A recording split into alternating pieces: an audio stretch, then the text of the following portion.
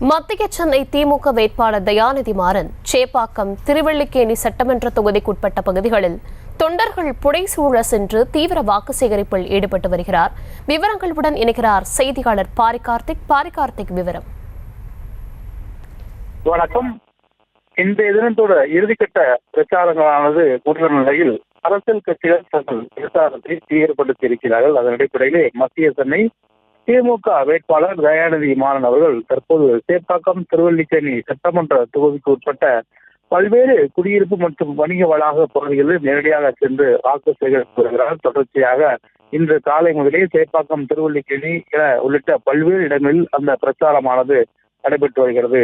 சென்னையை பொறுத்தவரைக்கும் இறுதிக்கட்ட பிரச்சாரமானது விறுவிறுப்பாக நடைபெற்ற நிலையில் வாக்காளர்களை கவர்வதற்காக இன்று காலை முதலே கட்சியினர் தங்கள் தொடர்ச்சியாக நேரடியாக மக்களை சந்தித்து வாக்கு கேட்டு வருகிறார்கள். அதன் அடிப்படையில் தற்போது தயாநிதி மாறன் அவர்கள் மத்திய சென்னை திமுக வேட்பாளராக அறிவிக்கப்பட்ட அவர் இந்த தினம் இறுதிக்கட்ட பிரச்சாரத்தில் மிகவும் விறுவிறுப்பாக தற்போது சேப்பாக்கம் மற்றும் திருவல்லிக்கேணி பகுதிகளில் பிரச்சாரத்தில் மேற்கொண்டு வருகிறார்.